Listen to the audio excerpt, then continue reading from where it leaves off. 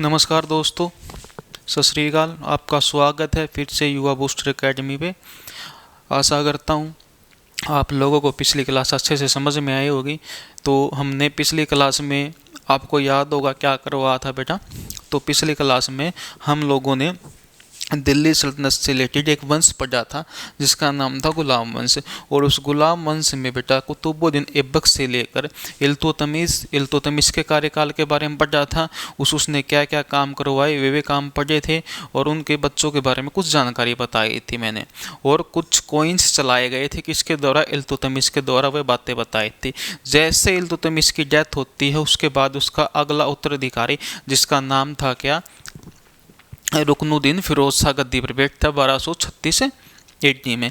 और कितने महीने तक गद्दी पर बैठा रहता है वो, 7 महीने तक बेटा, याद रखना। उसकी माँ का नाम क्या होता है, शातुरखान होता है। जो चरित्रहीन महिला होती है, जो रुकनुद्दीन फिरोज के राजा बनने के बाद शासन कौन संभालती है, शातुरखान क्यों संभालती है, क्योंकि जो रुकनुद्दीन फिरोज शाह गद्दी पर बैठा था वो एक अयोग्य शासक था। वो विलासिता की जिंदगी जी रहा था। वो लगभग अपना सारा जीवन आराम में व्यतीत करता था। तो इसलिए इतिहासकारों द्वारा कहा जाता है कि अगला जो शासन संभाला था, उसके बाद जो शासन, उसके कार्यकाल के दौरान जो शासन संभाल रही थी वो कौन थी, शातुरखान थी। लेकिन हुआ क्या था, नमाज पढ़ रहे थे लोग, नमाज का दिन था। तो इस वजह से रजिया सुल्तान ने नमाज ख़त्म होते वहाँ पर भाषण दिया, और वहाँ से भाषण देने के बाद लोग उससे प्रभावित हुए, और लोग प्रभावित होकर वहाँ से भागकर महल में घुस गए, और महल में घुसकर और शातुरखान की क्या कर दी, हत्या कर दी। और हत्या करने के बाद अब सारा राजतंत्र किसके हाथ में दे दिया गया, रजिया सुल्तान के हाथ में दे दिया गया। तो पिछली क्लास में बेटा मैंने इतनी बातें बताई थी आप लोगों को। अब थोड़ा आगे बढ़ते और किसके बारे में पढ़ते हैं, रजिया सुल्तान के बारे में। देखो बेटा, रजिया सुल्तान दिल्ली सल्तनत की अगली रूलर।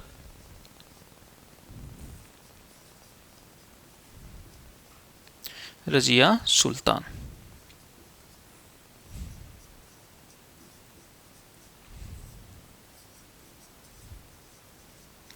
रजिया सुल्तान तो बेटा किसकी बेटी थी ये, तो इल्तुतमिश की बेटी थी। कार्यकाल पूछे आप लोगों से, 1236 AD से लेकर कब तक राज किया था इसने, तो 1240 AD तक इसने राज करा था। ठीक है, first ruler of Muslim, first ruler of Muslim, प्रथम मुस्लिम शासिका कहा जाता है। इसे क्या कहा जाता है, प्रथम मुस्लिम शासिका कहा जाता है। किसे,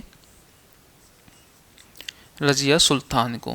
क्योंकि इससे पहले कोई भी मुस्लिम महिला क्या नहीं बनी थी, शासक नहीं बनी थी। ये प्रथम महिला क्या थी, शासिका थी। आरंभ में क्या होने लगा, इस महिला से बहुत ही ज़्यादा लोग प्रभावित थे। उदारवादी नीतियों वाली थी कौन, रजिया सुल्तान। इसने काम करवाने चालू करे राज्य के अंदर। लेकिन हुआ क्या बेटा, कुछ समय बाद कुछ लोग ऐसे थे जो इसके खिलाफ होने शुरू हो गए थे।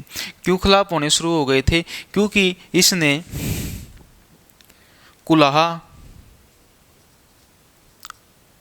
और चोगा, यानी कि बेटा कैप और ब्लेजर, ठीक है, यानी कि क्या पहनना शुरू कर दिया था बेटा, तो कुलाहा और चोगा पहनना शुरू कर दिया था। यानी कि जब ये चलती थी तो सर पर टोपी पहनती थी और कोट वगैरह पहन के, यानी कि ब्लेजर पहन के कहाँ से निकलती थी, राजमहल से निकलती थी। और किसकी सवारियाँ करनी शुरू कर दी थी इसने, हाथियों के ऊपर बैठ के क्या करती थी ये, सवारी करती थी हाथी की। तो हुआ क्या, कुछ लोग बेटा इसके खिलाफ हो गए थे। किसके खिलाफ, रजिया सुल्तान के खिलाफ। और उनमें से मैन कौन था बेटा, इसका भाई था जिसका नाम था बैराम शाह, जिसने दल चालीसा को कह के बोला कि भाई तुम रजिया सुल्तान को गद्दी से उतारने में क्या करो, मेरी मदद करो। लेकिन दल चालीसा पर कोई प्रभाव नहीं पड़ रहा था, कोई इफेक्ट नहीं पड़ा उस समय। लेकिन रणनीति चल रही थी कि भाई इसको गद्दी से उतारे, दल चालीसा भी ये चाहता था। लेकिन हुआ क्या बेटा, इसके कार्यकाल में 2 व्यक्ति थे जो इख्तियार थे। एक का नाम था बेटा एतगिन,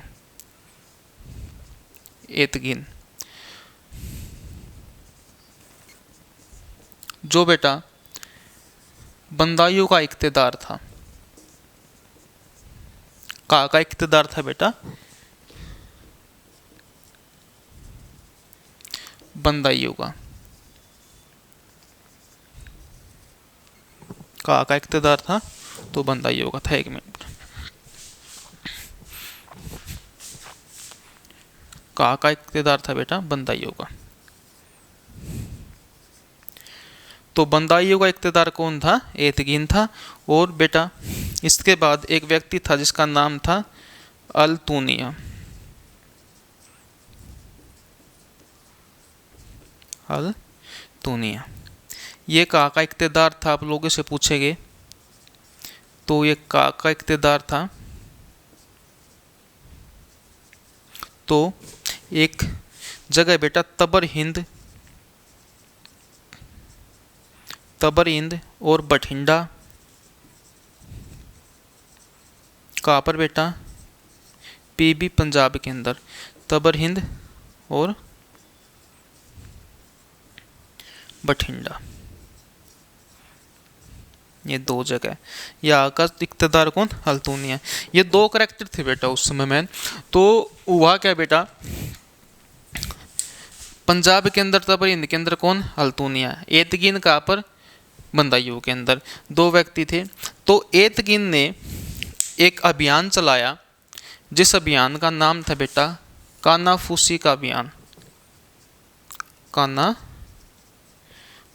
का अभियान। कानाफूसी का अभियान किसके द्वारा चलवाया गया? एतकीन के द्वारा। इसमें क्या करा इसने? षड्यंत्र रचना शुरू कर दिया। किसके विरुद्ध?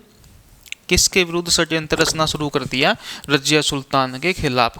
कानाफूसी का मतलब बेटा इसने लोगों के कान बनने शुरू कर दिए राजमहल में, और लोगों के बीच में, प्रजा के बीच में यह अफवाह फैलानी चालू कर दी कि जो रजिया सुल्तान है वह अयोग्य शासिका है, वह मुस्लिम धर्म है,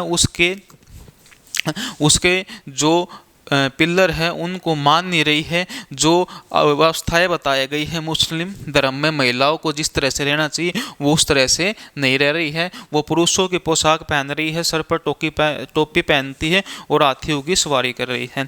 तो इसलिए इस अभियान के थ्रू किसके द्वारा? एतकीन के द्वारा कान भर दिए गए। किन के? लोगों के। और लोगों ने फिर किसका विरोध करना शुरू कर दिया? रजिया सुल्तान का। और इसका फायदा फिर बाद में किसने उठाया बेटा? बैराम शाह ने। बैराम शाह।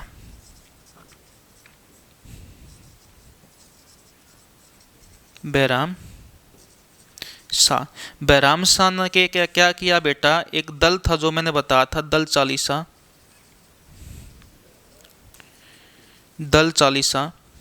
तो दल चालीसा को सक्रिय कर दिया, यानी कि ये वही है बेटा दल जो मैंने तुर्कान चहलगान बताया था आप लोगों को। 40 सरदारों का एक संगठन था। तो इस 40 सरदारों के संगठन को क्या कर दिया इसने? एक्टिव कर दिया।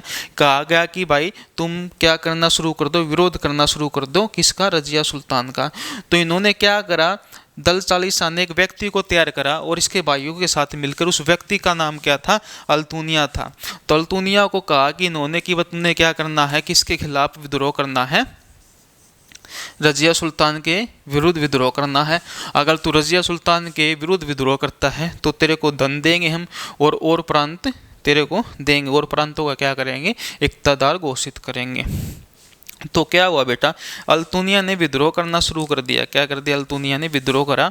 कब की बात? ये 1240 AD की। एग्जाम में पूछेंगे अल्तूनिया का विद्रोह, रिवोल्ट ऑफ अल्तूनिया।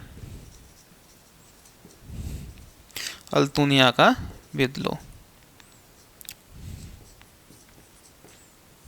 कब हुआ बेटा? 1240 में हुआ।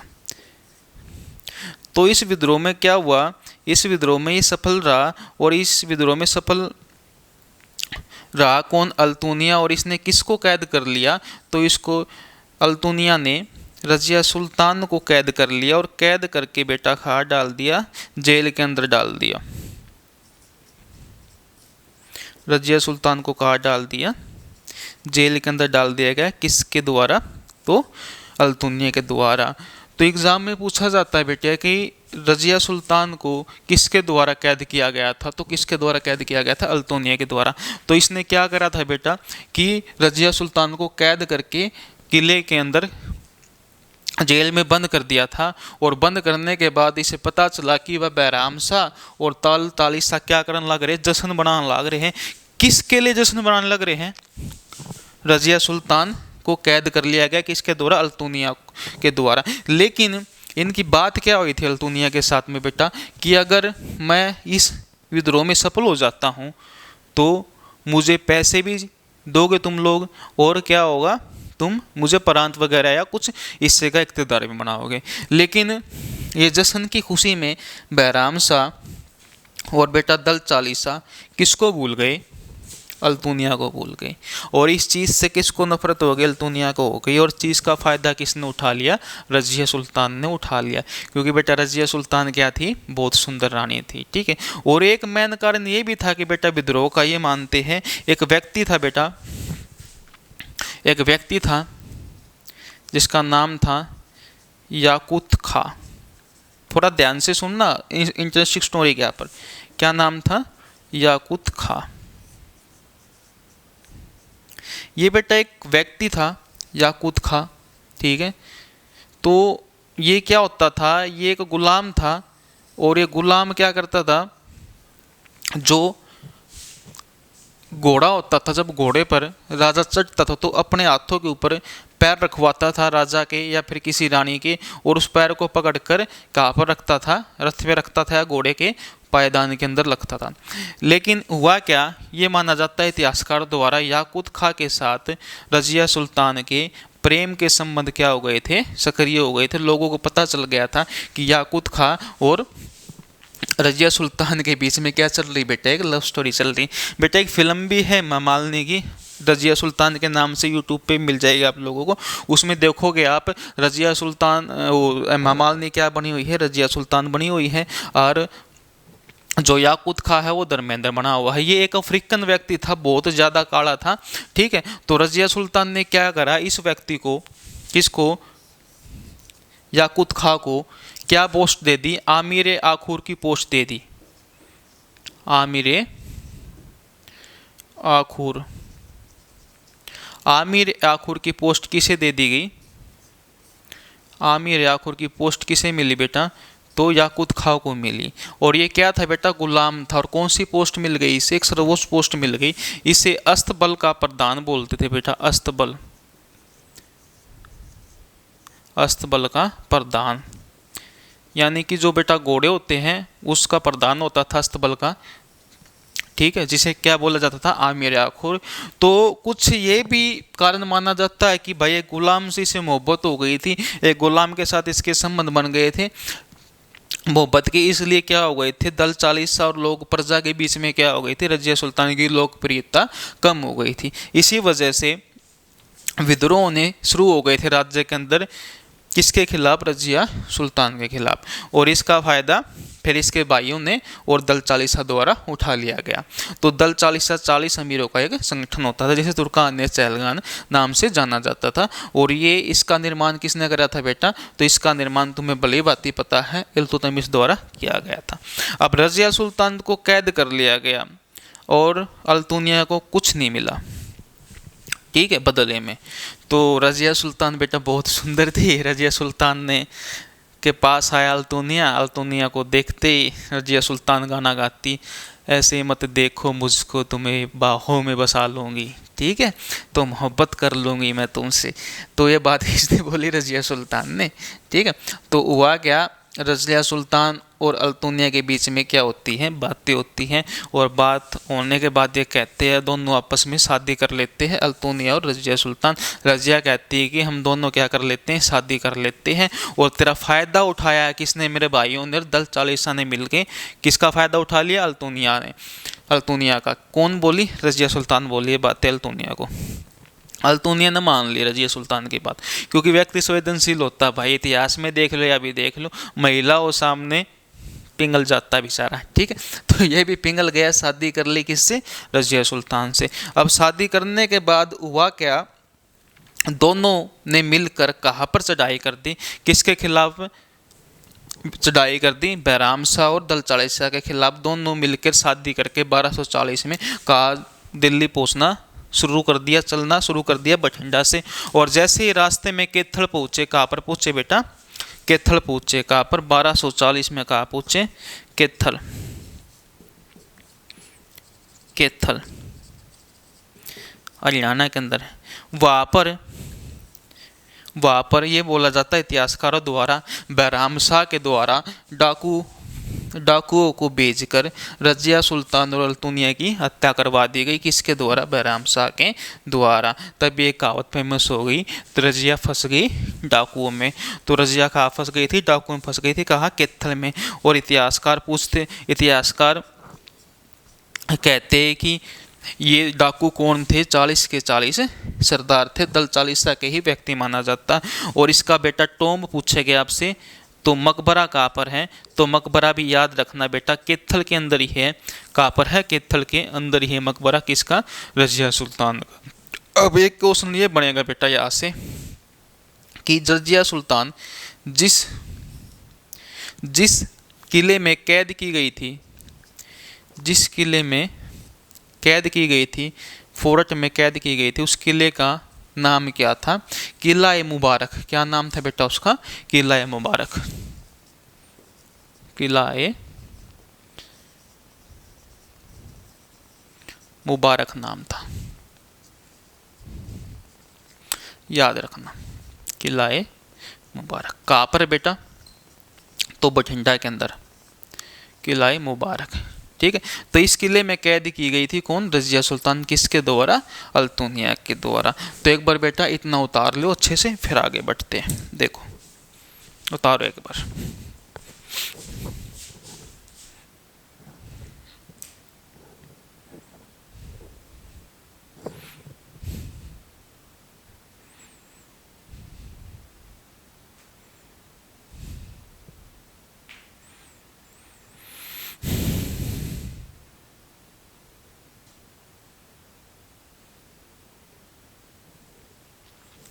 उतार लिया होगा बेटा आप लोगों ने, तो आगे बढ़ते हैं। देखो साफ कर देता हूँ।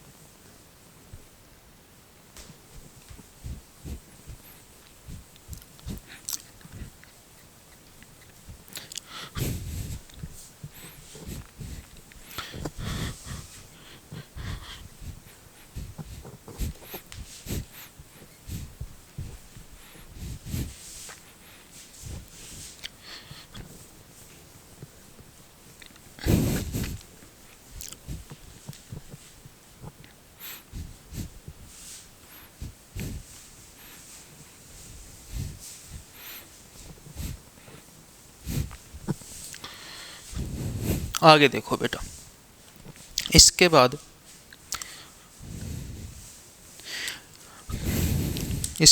एक लेखक था बेटा, कोर्ट राइटर था, जो इल्तुतमिश के कार्यकाल में भी था, पिछली क्लास में करवाया था मैंने, जिसका नाम क्या था, मिनास उज सिराज।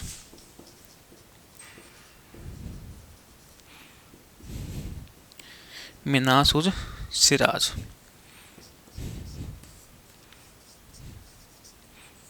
मिनास उज सिराज।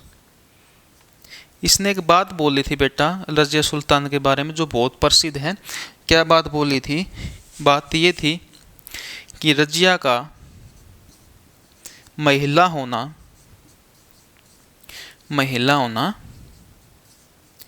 इसके पतन का कार्य बना। ठीक है, सॉरी, कार्य नहीं, कारण बना। क्या बना, कारण बना। ठीक है, तो क्या बात बोली थी मिनास उज सिराज ने बेटा, कि रजिया सुल्तान का महिला होना इसके पतन का कारण बना। क्यों बना, क्योंकि बेटा उस समय इतनी प्रीफ्रेंस महिलाओं को नहीं दी जाती थी, महिलाओं का विरोध होता था। अगर किसी महिला के हाथ में अधिकार चले जाते थे तो उसको ये अपशकुन मानते थे, कौन, मुस्लिम लोग। तो इसलिए मिनास उज सिराज ने ये बातें कही गई, किसके बारे में, रजिया सुल्तान के बारे में। ठीक है, तो एग्जाम में प्रश्न आ जाए, प्रथम मुस्लिम शासिका महिला कौन थी? रजिया सुल्तान थी, याद रखना। किसकी लड़की थी? तो किसकी लड़की थी बेटा, बताओ? तो इल्तुतमिश की लड़की थी। अब इसके बाद अगला शासक आता है बेटा बैराम शाह। क्या नाम था? बैराम शाह। देखो बैराम शाह किसका पुत्र था बेटा? इल्तुतमिश का। कार्यकाल पूछेंगे 1242 एडी से लेकर 1240 एडी से लेकर 1242 एडी तक किसका कार्यकाल था? बैराम शाह का था। अब इसने क्या किया बेटा, राजा बनते ही सबसे पहले एक पद बनाया, ठीक है। ये किसका भाई था? रजिया सुल्तान का, याद रखना ये बात भी। बैराम शाह राजा बनते ही इसने क्या बनाया? एक पद बनाया जिसका नाम था दीवाने ममलगात। दीवाने ममलगात। दीवाने ममलगात। तो ये पोस्ट बनाई गई किसके द्वारा? किसके द्वारा? बैराम शाह के द्वारा। इस पोस्ट का क्या मकसद था बेटा? उस समय राजा के विरुद्ध बहुत ज़्यादा विद्रोह हो रहे थे, कहाँ पर? राज्य के अंदर। तो उस विद्रोह को दबाने के लिए एक पोस्ट बनाई गई जिसका नाम क्या था? दीवाने ममलकात। और इसे पीएम की पोस्ट बोला जाया करता, पीएम प्रधानमंत्री। तो ये प्रधानमंत्री होता था, यानी कि नु मान लो राजा के बाद जो सबसे बड़ा अधिकारी था वो कौन था? तो दीवाने ममलकात था। और इस पोस्ट पर किस व्यक्ति को रखा इसने? एतकीन ने। किसको रखा? एतकीन को। एतकीन को। एतकीन वही व्यक्ति है जिसने षड्यंत्र रचा था किसके खिलाफ? रजिया सुल्तान के खिलाफ। कौन सा षड्यंत्र? कानाफूसी का बयान, ठीक है, जिससे रजिया सुल्तान को गद्दी से नीचे उतारने का इसने क्या करा था? लोगों के कान भरे थे। वो बयान, वही व्यक्ति है कौन? एतकीन। अब हुआ क्या? राजा कौन? बैराम शाह। अभी इसने कौन सा विभाग बना दिया? ये बना दिया। दे किसको दिया? इसको दे दिया। लेकिन हुआ क्या? एतकीन इतना पावरफुल हो गया था यह पद पाकर, जो दल चालीसा था ना, दल चालीसा भी इसके इशारों पर काम कर रहा था। किसके? एतकीन के इशारों पर। तो राजा ने सोचा कि भाई जब मैं राजमहल से बाहर जा रहा हूँ तो मेरे पास इतनी सिक्योरिटी नहीं है, मेरे पास इतनी पावर नहीं है, मेरे को इतनी पावर ही नहीं मिल रही कि मैं इतने सैनिकों को मेरी सिक्योरिटी में लेके जाऊं, सुरक्षा के लिए लेके जाऊं। और जब एतकीन जा रहा है तो सारी सिक्योरिटी इसके साथ चल रही है। इसकी प्रसिद्धि बहुत ज़्यादा बढ़ चुकी थी। किसकी? एतकीन की। तो इसने क्या करा बेटा? 1241 में ही एतकीन की हत्या करवा दी थी। 1241 में किसकी हत्या करवा दी? एतकीन की हत्या करवा दी। किसके द्वारा बेटा हत्या करवा दी गई? तो याद रखना किसके द्वारा? बैराम शाह के द्वारा हत्या करवा दी गई। उसके बाद बेटा, उसके बाद इसके कार्यकाल में एक मंगोल आक्रमण हुआ था, याद रखना। मंगोल आक्रमण हुआ लाहौर के अंदर। कहाँ पर? लाहौर के अंदर, ठीक है। किसके नेतृत्व में बेटा? तैयूर के नेतृत्व में, तैयूर नहीं, तैयर के नेतृत्व में। नेता कौन था इस युद्ध का मंगोल का? तो तैयर के नेतृत्व में। अब बात ये आती है कि बेटा कि सर भारत के अंदर ही विदेशी आक्रमण होते थे? नहीं बेटा, सभी देशों के अंदर होते थे। अब ये भारत का इतिहास पढ़ रहे हैं तो इसमें पढ़ा जा रहा है। कभी दूसरे देशों का इतिहास पढ़ोगे तो उनमें भी पढ़ोगे कि आप ये मंगोल आक्रमण करते थे और विदेशी लोग होते थे, ईरानी आक्रमण करते थे, अरबी आक्रमण करते थे। ये जरूरी नहीं है कि बेटा अपने अपने देशों पर किया, सभी देशों पर हो चुके हैं, लेकिन अपना इतिहास पढ़ना, इसलिए अपने को ये भी पढ़ने पड़ेंगे। तो मंगोल आक्रमण हुआ लाहौर में, ठीक है। उसके बाद बेटा दल चालीसा द्वारा इसकी भी हत्या करवा दी गई। किसको मरवा दिया गया? बैराम शाह को भी मरवा दिया गया। और बैराम शाह के बाद अगला शासक कौन बनता है? इसी का पुत्र बनता है बेटा, जिसका नाम था मसूद शाह। मसूद शाह। कौन शासक बना बेटा? मसूद शाह। कार्यकाल पूछ सके आप लोगों से 1242 AD से लेकर 1246 AD तक गद्दी पर कौन रहा? तो मसूद शाह रहा। किसका पुत्र था बेटा बताओगे? तो किसका पुत्र था याद रखना, किसका पुत्र था? बैराम शाह का। अब हुआ क्या बेटा, अब ये क्या हुआ, गद्दी से उतार दिया गया, इसकी हत्या करवा दी गई दल चालीसा द्वारा। फिर इसका बेटा बैठा गद्दी पर, दल चालीसा द्वारा इसको बिठा दिया गया। ठीक है, लेकिन इसको बिठाने का काम किसने करा था? खिसलू खां ने किया था। किचलू या खिसलू खां ने गद्दी पर बैठने के लिए मदद की। किसने मदद की थी बेटा? तो खिसलू खां ने मदद करी थी। अब बात आती है, इसको भी दल चालीसा द्वारा 2 सालों के बाद गद्दी से उतार दिया गया और गद्दी से उतार कर एक योग्य शासक को बिठाया गया। इसको भी अयोग्य शासक की संज्ञा दे दी गई। ठीक है, इतिहास में दल चालीसा बेटा उस समय बहुत ज़्यादा सक्रिय था। दल चालीसा ही क्या कर रहा था? सब निर्णय लेता था। राजा, मैंने बताया था इल्तुतमिश का कार्यकाल में जो अमीर व्यक्ति थे, अमीर सरदार थे, उनको शामिल किया था राज्य की प्रतिष्ठा को चरम सीमा पर ले जाने के लिए। ठीक है, तो याद रखना। अब देखो, इसके बाद जो अगला शासक आता है बेटा, थोड़ा इम्पोर्टेंट है, जिसका नाम है नसीरुद्दीन। नसीरुद्दीन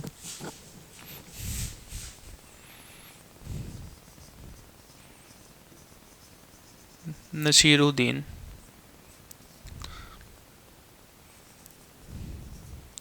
नसीरुद्दीन महमूद।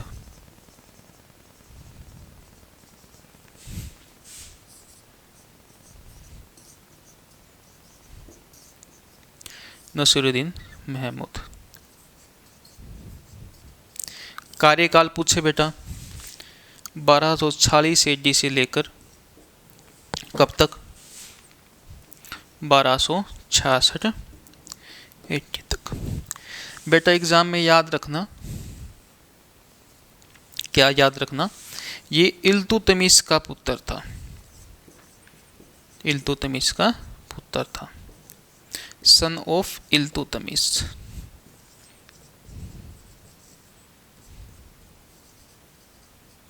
इल्तुतमिश। अब आप ये बोलोगे सर आपने तो ये पढ़ा था कि इल्तुतमिश तो मर गया था बीमार होके। कब मर गया था बेटा? तो उसकी मृत्यु कब हो चुकी थी? 1225-26 में, जब वो कहाँ पर गया था? बंगाल और बिहार के अंदर एक विद्रोह हुआ था, उसको दबाने के लिए गया था। तो आते टाइम बीमार होने की वजह से किसकी मृत्यु हो गई थी? तो नसीरुद्दीन महमूद की हो गई थी मृत्यु।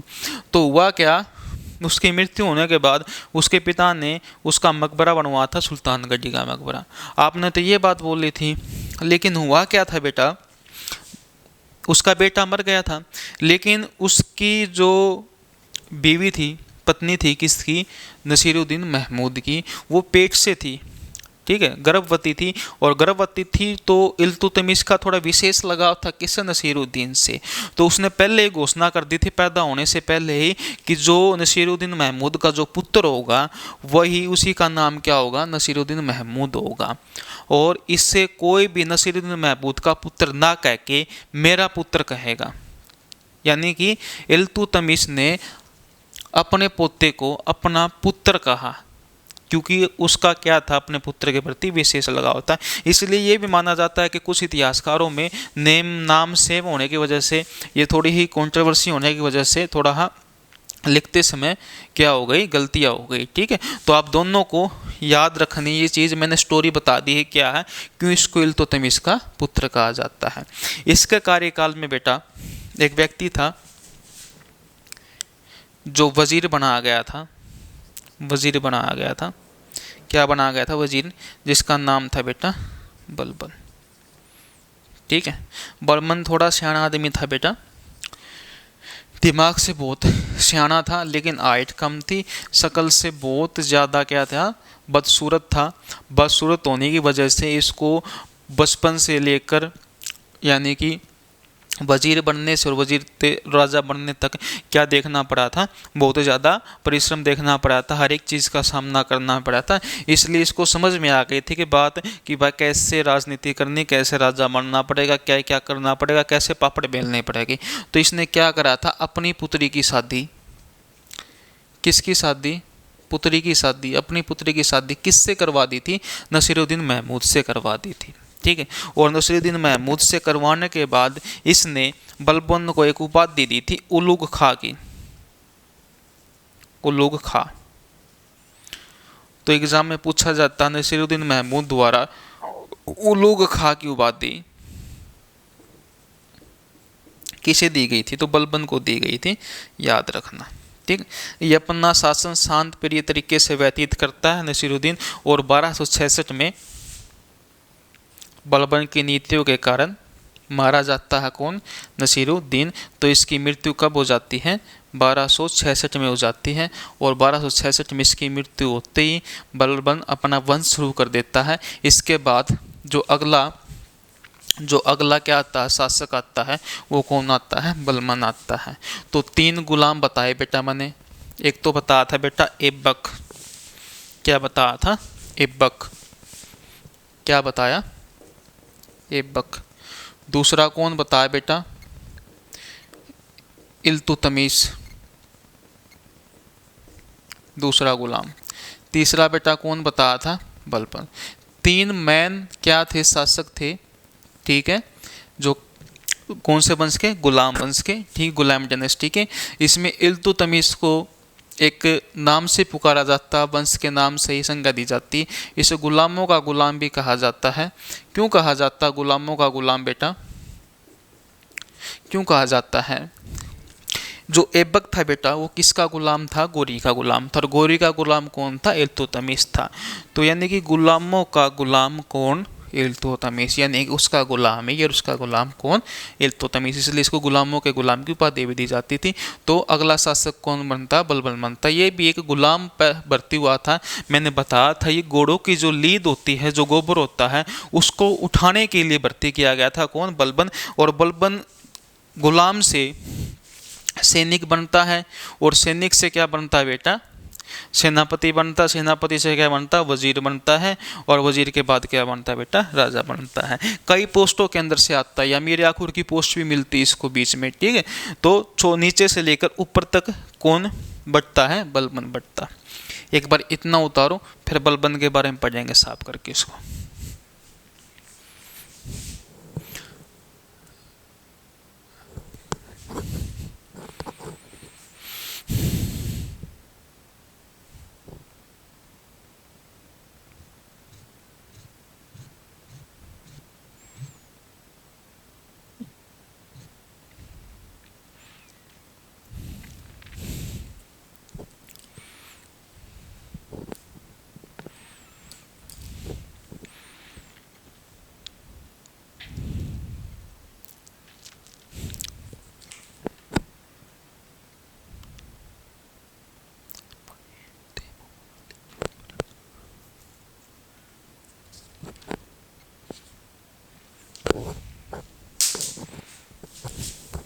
देखो बेटा, अगला आता है गयासुद्दीन बलबन। क्या आता है बेटा, गयासुद्दीन बलबन।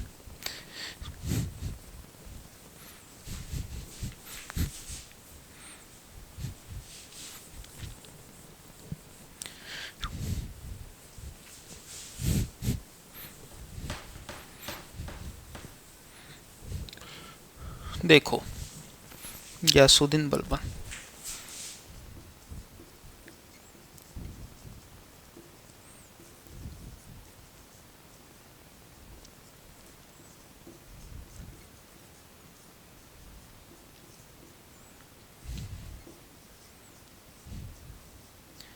गयासुद्दीन बलबन।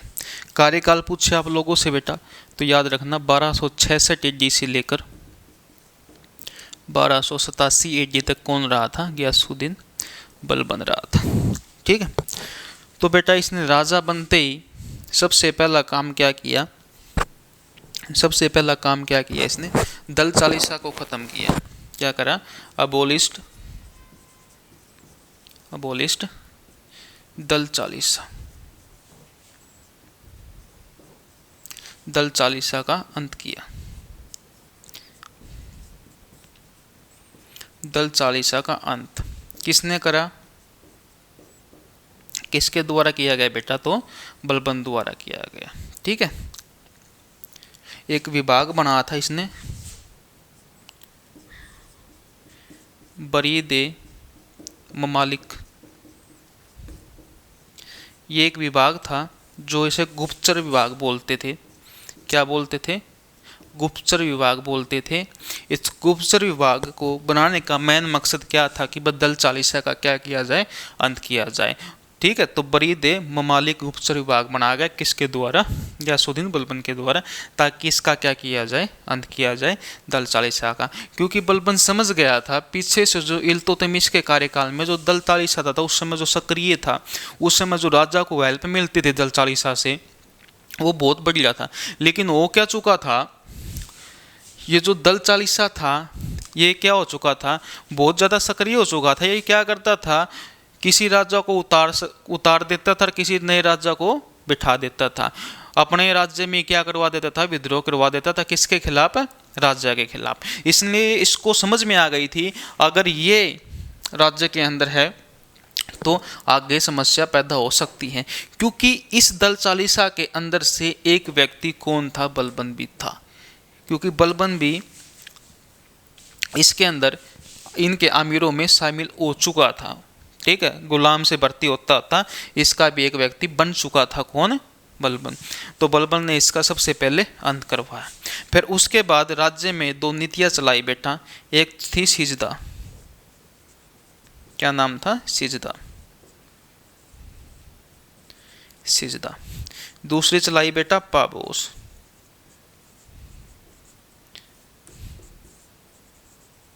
पाबोस। सिजदा और पाबोस क्या थी बेटा, सिजदा और पाबोस थी झुककर प्रणाम करना, झुककर सलाम करना या प्रणाम करना, राजा के पैरों को चूमना, पैरों को चूमना।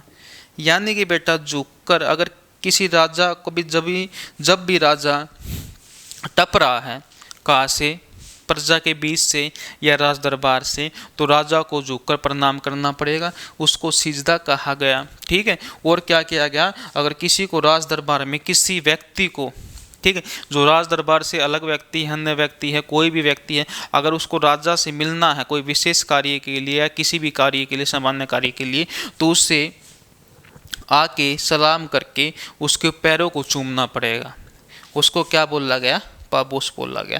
ये नीति इसने इसलिए चलाई थी कि जो राजा की जो लोकप्रियता थी प्रजा के अंदर वो खत्म हो चुकी थी, और लोकप्रियता बढ़ाने के लिए राजा की, ताकि लोग क्या समझे कि राजा ही सब कुछ है। यानी कि कई इतिहासकार तो ये मानते हैं कि उस समय राजतंत्र में ये होता था कि राजा को ही ये मानते थे कि भाई ये ईश्वर का प्रतिनिधित्व कर रहा है, कहाँ पर, राज्य के अंदर। ठीक है, तो ईश्वर की परछाई भी मानते थे, इसलिए इसको एक उपाधि भी मिली हुई थी। इसने एक उपाधि ली हुई थी, जीले हिलाई, जीले इलाही, जीले इलाही। जीले इलाही बेटा कौन होता है, तो shadow of God, shadow of God, यानी कि ईश्वर की परछाई, ईश्वर की परछाई किसे कहते थे, तो बलबन को कहते थे। क्योंकि लोग भी मानते थे उस समय, और इसने भी उपाधि धारण कर ली थी। क्योंकि उस समय सर्वोच्च पद कौन था, राजा था, राजा के हाथ में सब कुछ होता था, प्रजा कुछ भी करती थी राजा से करवाना पड़ता था, राजा के थ्रू ही प्रजा की क्या की जाती थी, रक्षा की जाती थी, सारा काम करने का किसका था, राजा का था। तो इसलिए उसने उपाधि ली हुई थी, जीले इलाई की उपाधि ली हुई थी। फिर बेटा एक इसने नीति चलाई थी, ठीक है, क्या नाम दिया गया था उसे, नीति को,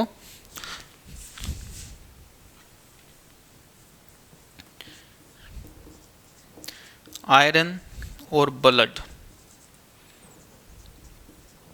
लो रक्त की पॉलिसी। लो रक्त की नीति किसके द्वारा चलाई गई थी? बाबर द्वारा। क्यों चलाई गई थी बेटा? क्योंकि मेवातियों से लड़ने के लिए की। उस समय क्या होती थी बेटा? लूटमार बहुत ज्यादा होती थी। मेवाती कबीले के जो लोग होते थे वो लूटमार मचा रहे थे बहुत ज्यादा राज्य के अंदर। तो इसने उनके खिलाफ लो रक्त की नीति चलाई, यानी कि लो के बदले लो, अब खून के बदले खून। ये बात किसने कही? बलबन ने कही। और कौन सी नीति चलाई? लो रक्त की नीति चलाई। इसने क्या करा था बेटा? 3000 अफगान सैनिकों को बुलाया था। अफगान सैनिकों को बुलाया था किन के खिलाफ लड़ने के लिए? मेवातियों को के खिलाफ लड़ने के लिए, इस नीति के लिए। ठीक है, तो किसके द्वारा बुलवाया गया? बलबन के द्वारा। लो रक्त की नीति किसके द्वारा चलाई गई? बलबन के द्वारा। एक बार बेटा इतना उतार लो, फिर आगे चलते हैं। ठीक, उतारो।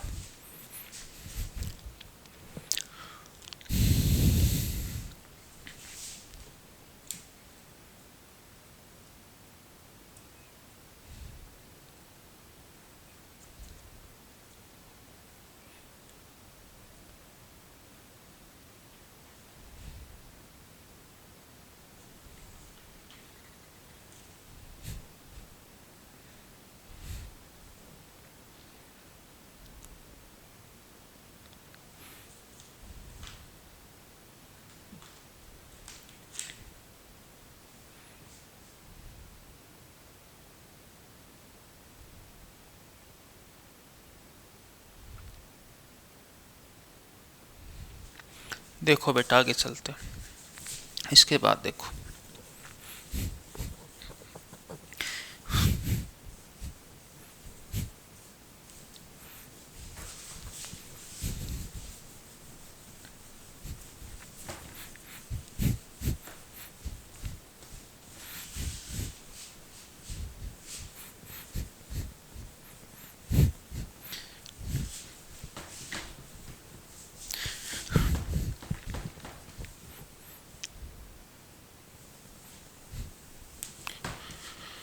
देखो इसके बाद बेटा है कि इसने त्योहार, उत्सव, फेस्टिवल स्टार्ट किया था।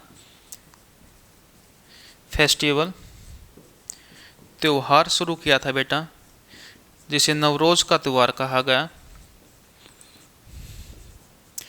नवरोज का त्यौहार ये एक फारसी यानी कि ईरानी त्यौहार था बेटा। क्या था? फारसी ईरानी त्यौहार था, पर्शियन त्यौहार था ये। पर्शियन फारसी त्यौहार था। इसमें क्या होता है बेटा? ये नया साल, नवरोज यानी कि नया साल का उत्सव होता है। ये 21 मार्च से शुरू होता है। 21 मार्च को बनाया जाता है नया साल। फारसियों का 21 मार्च से क्या होता है? साल स्टार्ट होता है। किसके द्वारा? गयासुद्दीन बलबन के द्वारा। उसके बाद इसके कार्यकाल में 1279 और 1285 में बेटा, 1285 में भारत के अंदर मंगोल आक्रमण हुए। क्या हुए? मंगोल इन्वेजन्स हुए। कब? 1279 और 1285 में। और 1279 में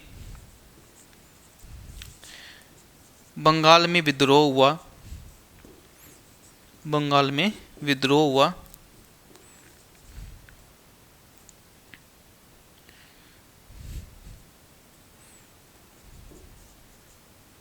क्या हुआ बेटा? बंगाल में विद्रोह हुआ।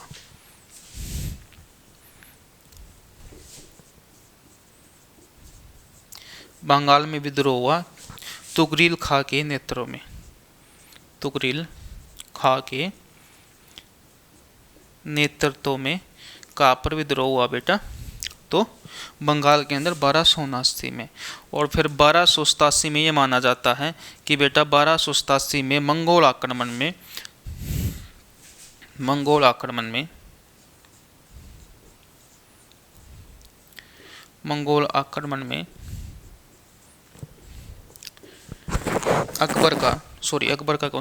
बलबन का पोता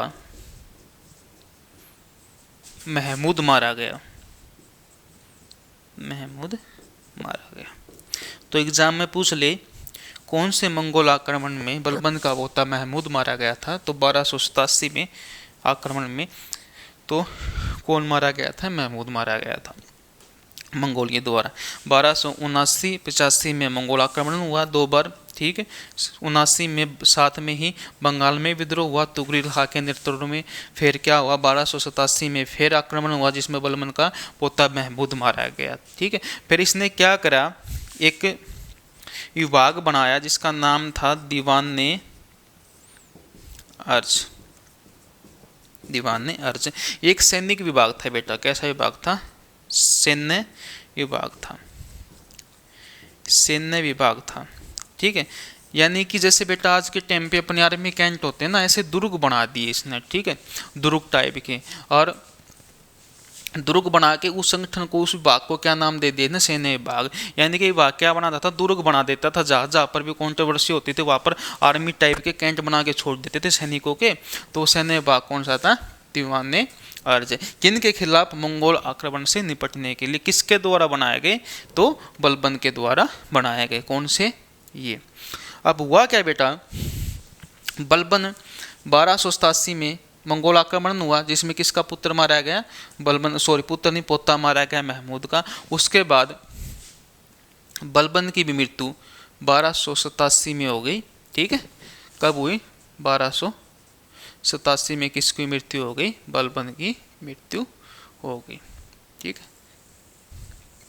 ये बहुत बदसूरत माना जाता है। क्या माना जाता है? बदसूरत। इसका मकबरा पूछ ले तो बेटा दिल्ली में है, लेकिन एग्जाम में नहीं आएगा आप लोगों को।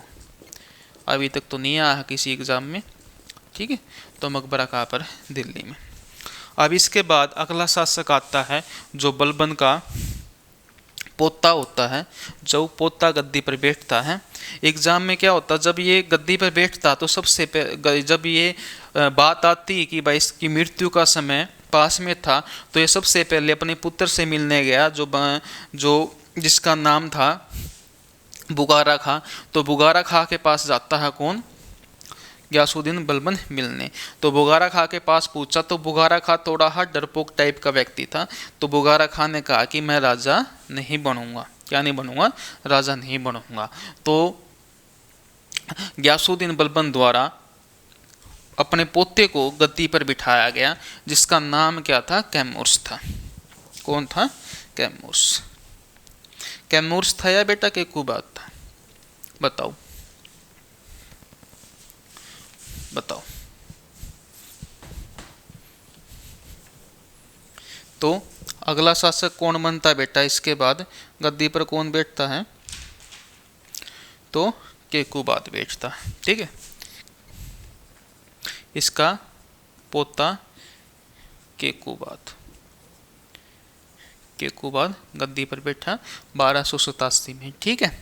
अब हुआ क्या? इसकी भी हत्या करवा दी गई, ठीक है। किसके द्वारा? एक सेनापति था उस समय, ठीक है, बहुत प्रसिद्ध था, जिसका नाम था जलालुद्दीन खिलजी।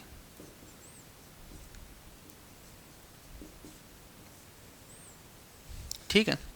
68 साल का व्यक्ति था बेटा ये।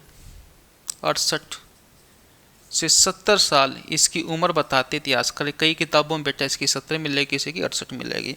तो बलबन के कार्यकाल में जो सबसे ज़्यादा जिस व्यक्ति के अंदर पावर थी वो कौन था? अपने नहीं, जलालुद्दीन खिलजी। तो जलालुद्दीन खिलजी का क्या किरदार था? जलालुद्दीन खिलजी के पास उस समय सबसे बड़े सरदारों की शक्ति किसके पास थी? इसके पास थी। इसके पास इतने बड़े बड़े योद्धा थे, बहुत शक्तिशाली। अगर कोई भी युद्ध होता था, कोई भी विद्रोह होता था, अगर कोई भी आक्रमण होता था, तो उसमें सबसे पहले इसको याद किया जाता था, इसको बुलाया जाता था। तो ये कि अपने अम्बल मैन था यो, बिल्कुल, ठीक है। यो राजा राज कर रहा था, बलबन शांति से बैठ के अपना, इतना ऑर्डर नहीं आता, इतना बैठ के जीवन व्यतीत करने लग रहा था। लेकिन हुआ क्या? जैसे बलबन की मृत्यु हुई, केकुबाद गद्दी पर बैठा, ठीक है। तो केकुबाद गद्दी पर बैठते ही इसने इसकी हत्या करवा दी। कई इतिहासकार ये बोलते हैं कि केकुबाद को तो मरवा के यमुना में फेंक दिया गया था। कौन सी नदी में? यमुना के अंदर। ठीक है, फेंक दिया गया था किसको? केकुबाद को। और ये भी मानते हैं कई इतिहासकार की बलबन की हत्या के षड्यंत्र में भी किसका हाथ था? जलालुद्दीन खिलजी का। लेकिन किसी को शक नहीं होने दिया इसने। ठीक है, उसके बाद केकुबाद का पुत्र गद्दी पर बैठा जिसका नाम क्या था? कैमूस। कैमूस को शमसुद्दीन द्वितीय कहा जाता। शमसुद्दीन द्वितीय भी इसी को कहा जाता। ठीक है, तो कैमूस गद्दी पर बैठा, फिर इसने कैमूस की भी हत्या करवा दी बेटा, इसकी भी हत्या करवा दी। अब बात ये आ गई, कैमूस मर गया, अब कोई उत्तराधिकारी नहीं रहा। किसका? दिल्ली सल्तनत का। गुलाम वंश में कोई भी उत्तराधिकारी नहीं रहा। अब बात क्या आ गई, सारे सरदार बोले अगला राजा कौन बनेगा? तो जलालुद्दीन खिलजी नूला भाई मैं नहीं बनूंगा। पहले क्या बोला? मैं नहीं बनूंगा। तो इसने क्या करा? सबसे पहले किसके पास पूछा? अपने भतीजे के पास पूछा जिसका नाम था मलिक छज्जू। क्या नाम था बेटा? मलिक छज्जू। तो मलिक छज्जू के पास पूछा कि बोला कि भाई तू दिल्ली सल्तनत का राजपाट संभाल ले। तो मलिक छज्जू ने मना कर दिया, बोला कि चाचा जान मेरी उम्र अभी छोटी है, मैं अभी राजतंत्र के बारे में चीज़ें सीख रहा हूँ, इतनी मेरी उम्र नहीं है कि मैं राज कर लूँ। फिर एक व्यक्ति और था राज्य के अंदर ही अच्छा शक्तिशाली व्यक्ति था जिसका नाम था फखरुद्दीन। फिर फखरुद्दीन के पास गया, दो के पास इसने न्योता भेजा था राजा बनने के लिए। दूसरा व्यक्ति कौन? फखरुद्दीन। किसने? जलालुद्दीन खिलजी ने, क्योंकि ये साबित करना चाहता था कि मैं राजा नहीं बनना चाहता, मैं ऐसे व्यक्ति को राजा बनाना चाहता हूं जो वंशानुगत नहीं है, यानी कि राजा से हटके कोई और विभिन्न या कोई भिन्न व्यक्ति भी क्या बन सकता है, विभिन्न व्यक्तियों में से कोई भिन्न व्यक्ति भी क्या बन सकता है? राजा बन सकता है। ये विचार किसका था? जलालुद्दीन खिलजी का था। लेकिन इसे पता था ये उन व्यक्तियों के पास ही गया जो मना करने वाले थे, इस बात का इसको पता था। इसलिए पहले किसके पास पूछा? मलिक छज्जू के पास गया, फिर किसके पास गया? फखरुद्दीन के पास गया। दोनों ने मना कर दिया, तो फिर क्या हुआ? खुद राजा बन गया। कौन? जलालुद्दीन खिलजी। क्योंकि इसने इतनी मेहनत नुए करी थी, पहला यो मरवाया, फिर यो मरवाया, फिर यो मरवाया। थोड़ा समझदार था, लेकिन ऐसे दिखा रहा था कि भाई मैंने तो कुछ किया ही नहीं। ठीक है, मारने के बाद बोला कैसा लगा मेरा मजाक। ठीक है, गद्दी पर बैठ गया। कौन बैठ गया गद्दी पर? अगला शासक जलालुद्दीन खिलजी। कब हो गया खत्म? ये 1290 में। कौन सा वंश खत्म हो गया? गुलाम वंश खत्म कर दिया। ठीक है, तो 1290 में एक नए वंश की शुरुआत हो गई बेटा, जिसका नाम था खिलजी वंश। कौन सा वंश था? खिलजी वंश। उतारो, इतना उतार लो बेटा एक बारी।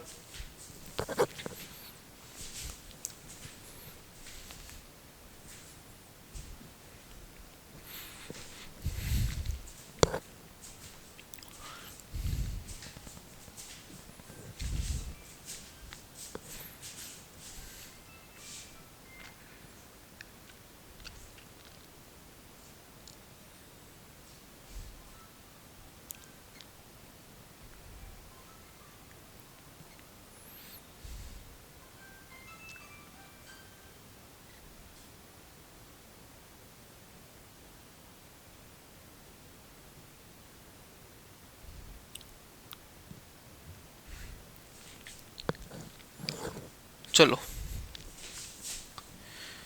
तो बेटा अपना गुलाम वंश है वो कंप्लीट हो चुका है।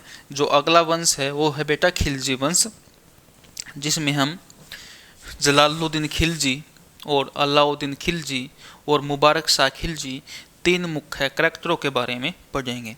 गुलाम वंश में बेटा 11 शासक हुए, मैंने बताया था। तो जो इम्पोर्टेंट थे, मुख्य थे, मैंने वो आप लोगों को करवा दिए हैं। गुलाम वंश 1206 से लेकर कब तक चला था? तो 1290 तक। तो 1290 तक। फिर आता है अगला वंश खिलजी वंश, जो 1290 से लेकर बेटा कब तक चलेगा? 1320 तक। दिल्ली सल्तनत का सबसे छोटा वंश कौन सा था? तो खिलजी वंश था। अगला ये वंश पढ़ाना है बेटा आप लोगों को। ठीक है, तो कोई दिक्कत वाली बात नहीं है, अगली क्लास में इसको कंटिन्यू रखेंगे।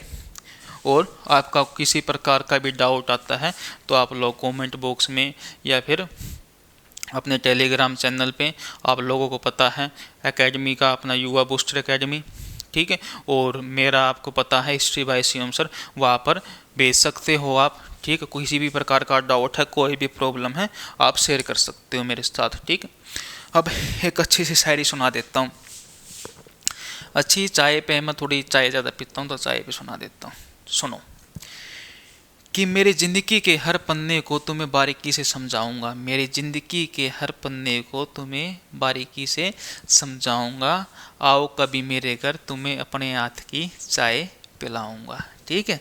तो मैं अपने भावों के साथ ये कहना चाहता हूँ, ये ज़रूरी नहीं है कि मैं इसमें भगवान को ही पुकार सकता हूँ, किसी को भी कह सकता हूँ ये बात, ठीक है, कि आओ कभी मेरे घर में अपने हाथ की चाय पिलाऊंगा। क्योंकि इसमें मैं किसकी प्रशंसा कर रहा हूँ? अपनी प्रशंसा कर रहा हूँ। किसके प्रति? भगवान के प्रति, किसी भी व्यक्ति के प्रति, जो विशेष व्यक्ति हैं, ठीक है, उसे बुला रहा हूँ किस पे? चाय के लिए इन्वाइट कर रहा हूँ। कभी कोई दिल पे ले ले खामे खा, ठीक है, तो दिल पे मत लेना। और बेटा पढ़ाई कंटिन्यू रखो। और एक बात ये भी थी, आपने बहुत ज़्यादा अच्छा काम किया है।